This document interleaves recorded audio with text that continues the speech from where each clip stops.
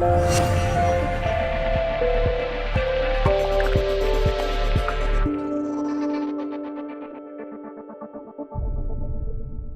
I'm Belinda Duarte. I'm the director of the Korin Gamadji Institute based at Richmond Football Club, and I'll be your guest host today for this video diary with the Changing the School project.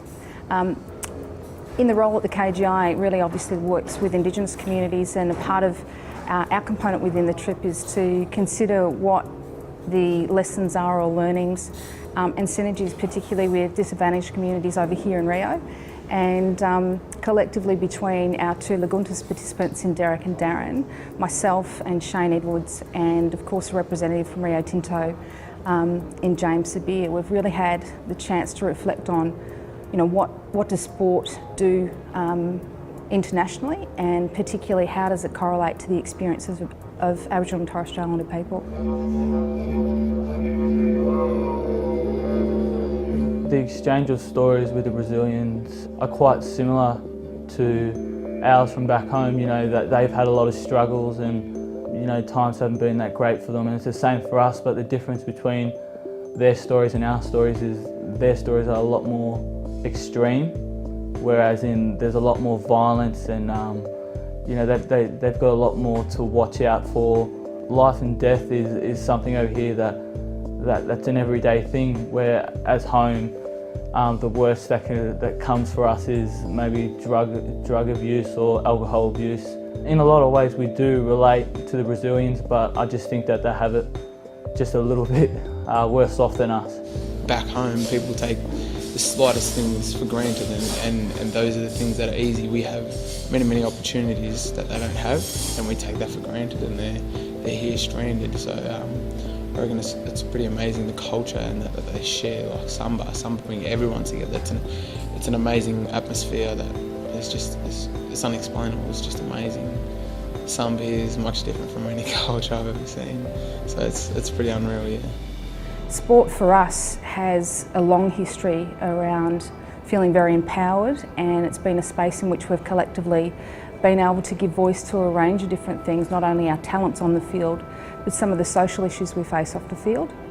So it's been interesting to spend time with communities in the favelas and more broadly across Rio to see the power of what soccer does over here in Brazil, but more importantly what it provides the young people as a vehicle to think about what their strengths are, what the assets are, and how they can explore other pathways beyond, the elite pathway of soccer. And really that's a real synergy for us at the KGI, and some of the work we do around using the AFL as a vehicle that engages our community because we feel safe in that sport space.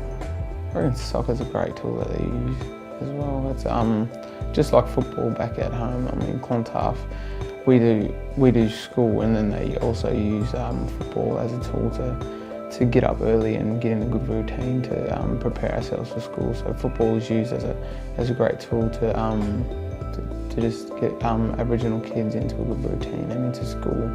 So I reckon Ibis uses soccer as a great way to communicate to their younger peers in the community.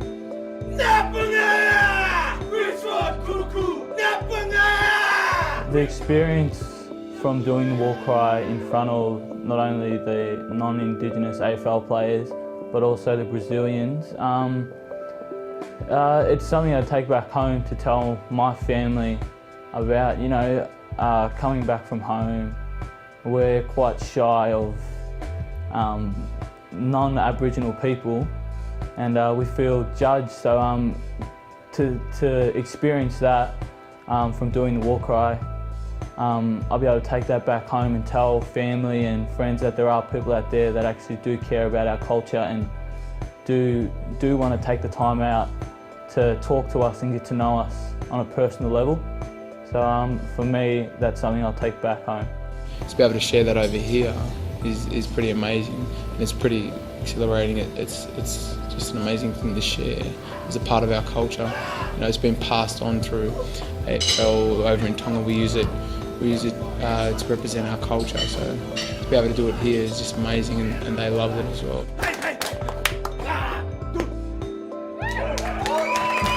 them to be happy with it and amazed by it was just unreal. It was incredible.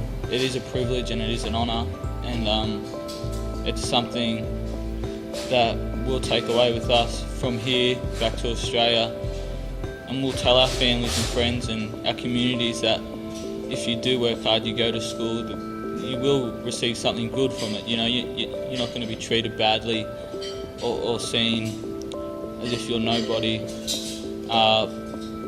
if you don't. So like, yeah, so being given the opportunity to come over here is a great honour and something that we both will take away with us.